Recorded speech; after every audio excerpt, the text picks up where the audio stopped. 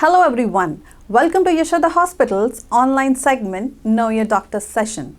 Telemedicine is relatively a new concept, but with rapid changes in technology over the past few years, telemedicine has turned into complex integrated service which is now popular in healthcare system. I'm Dr. Lakshmi and joining us we have Dr. Vighnesh Naidu, consultant physician from Yashoda Hospitals, Secunderabad. Welcome, doctor. So the world is changing and healthcare is changing. So there's a lot of confusion and different names like telehealth, telemedicine, digital health and virtual healthcare. So doctor, do they all mean the same? Telemedicine, telehealth, they would all mean the same.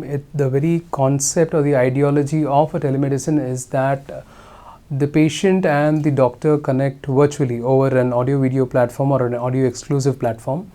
Where certain apps have been coming in is that they create a uniform electronic health record where the conversations and what transpires between the doctor and the patient is recorded in a legally producible format, and the diagnostics which have been advised, the prescriptions which have been conveyed, and the reports are also uploaded onto some similar platforms, and where these are stored for a set period of time, which makes it a lot more convenient for both the patient and the physician or the surgeon to have access to the reports at any given point. But yes, multiple different abbreviations or synonyms for the same, but yes, they basically imply the virtual format of consultation rather than a physical one. So doctor, telemedicine, which is relatively a new concept in today's world, so tell us, how does that work? I mean, what equipment is needed? Given the urban scenario, the audio-video consultation basically would require a smart electronic device like a phone, which has got a good camera and good internet connectivity. That would imply from the patient side of it, and from the medical point of it, which is normally in an in-hospital setup, you would require a good bright room, a good sourced light environment, you would require a good communications device, and you would require a system where a prescription can be generated from the physician's aspect of it.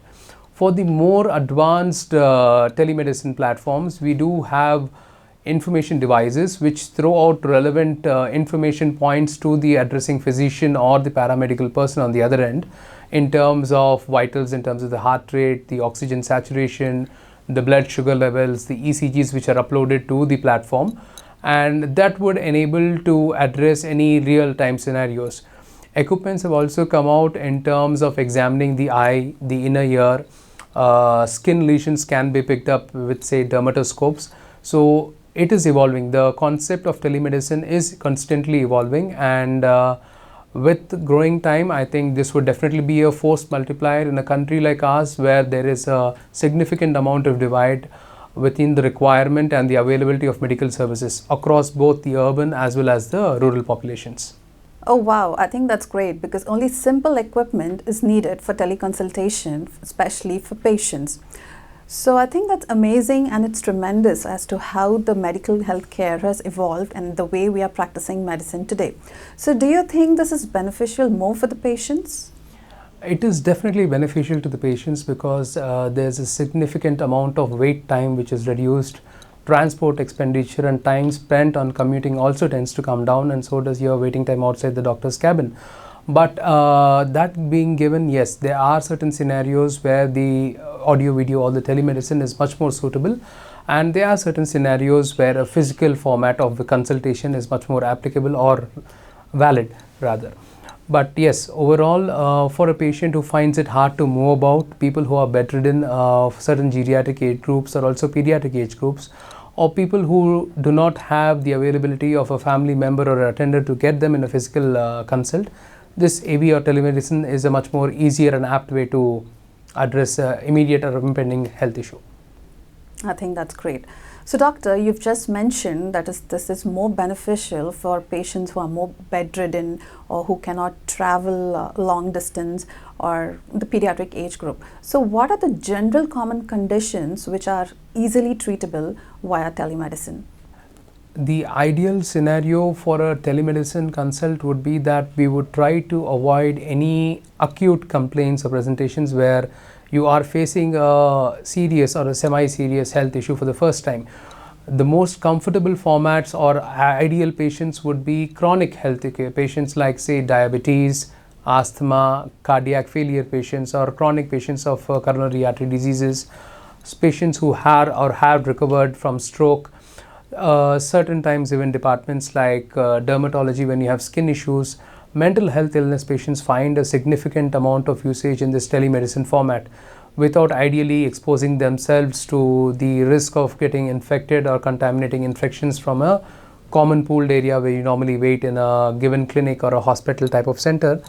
And telemedicine also enables multiple consultations at the same time with a drastically reduced amount of wait period. So yes, it is definitely beneficial for patients in such a scenario.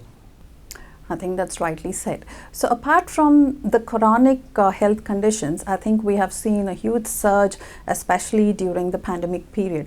So how did you handle that? During the pandemic period, we did handle both cases related to the pandemic and also chronic illnesses like what we just mentioned in terms of hypertension, diabetes, renal issues, and things like that. But during the pandemic, though we had a significant amount of patients whom we had addressed in this format, there was also a significant lag in the requisites.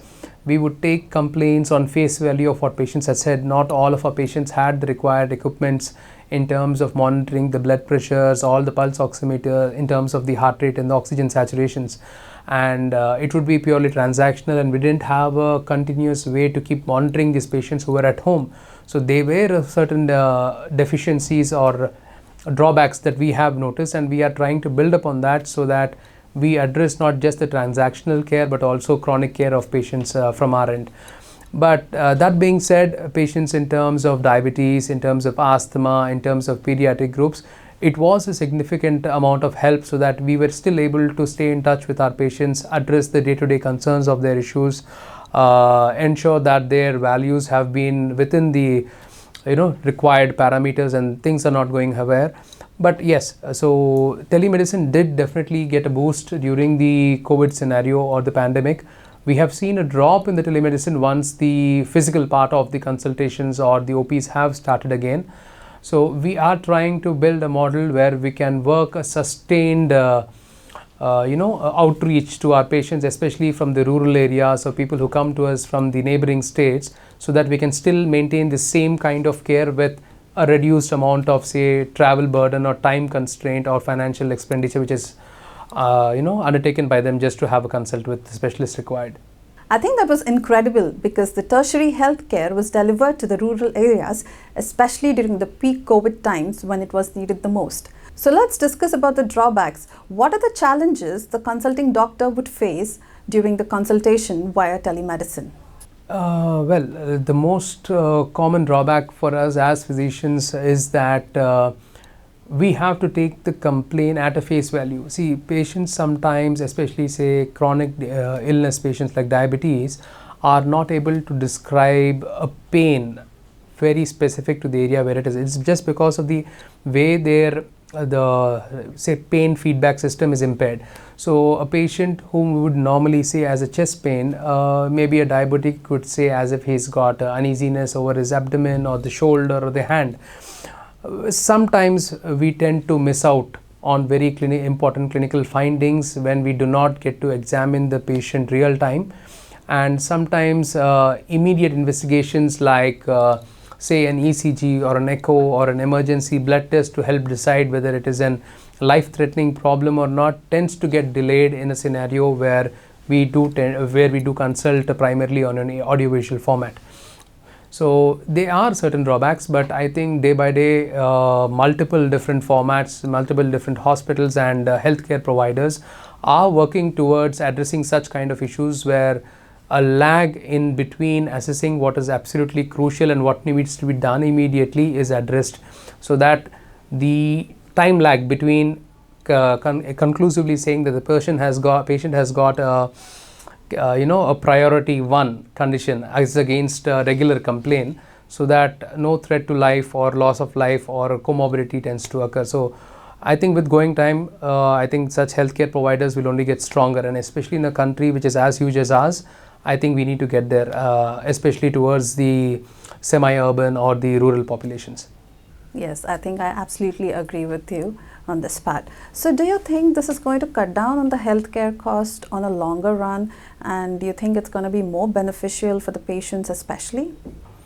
Yes, in the long term, if you look at it, yes, the costs will definitely come down in terms of, say, palliative care, where the patient who is relatively sick has to be transported, say, from their residence or the primary healthcare center to the specialist, wait time for the consult, then again undergo certain amount of rest. So the duration of wait relatively becomes long before they head back.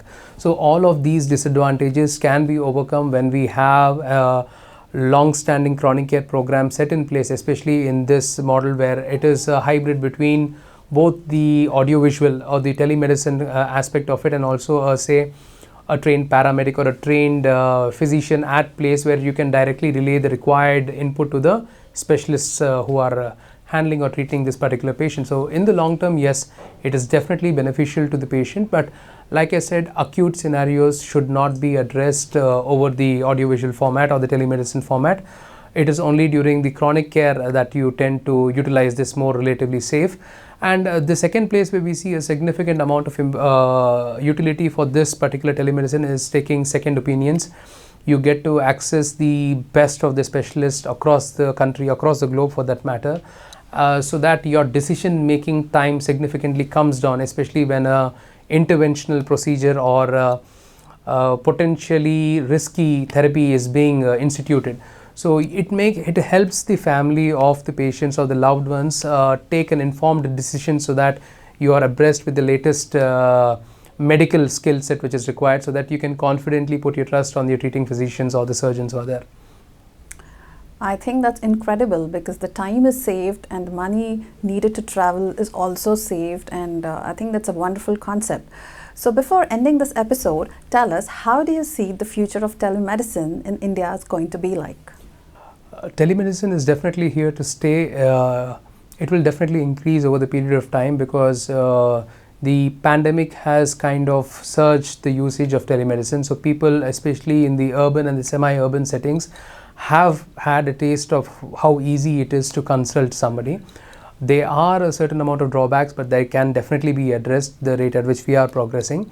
But what we need to try and understand is that we build up a robust primary healthcare facility where such kind of consultations are accessible to people both in the semi-urban or the tier 1 or tier 2 towns, and including the rural areas, so that the quality of healthcare is at par with the rest of the urban population. And secondly, with the onset of such kind of electronic platforms, electronic dispensation of drugs and live sampling of blood tests and real-time relay of parameters helps the speed of consultation and the speed of diagnosis. And obviously, once these are in place, your primary complaints or symptomatic improvement also takes place fast. So if you are able to shrink the time for arrival to departure from an e-consult to what it is around 30 minutes at this point of time, to say within 5 minutes, I think this would definitely be the right way to go. Telemedicine, allowing healthcare professionals to evaluate, diagnose and initiate the treatment at a distance, is an alternate to in-person visit. I think patients are increasingly drawn to the concept of healthcare being delivered to the doorsteps than vice versa. So thank you, doctor, for joining us. It was wonderful talking to you.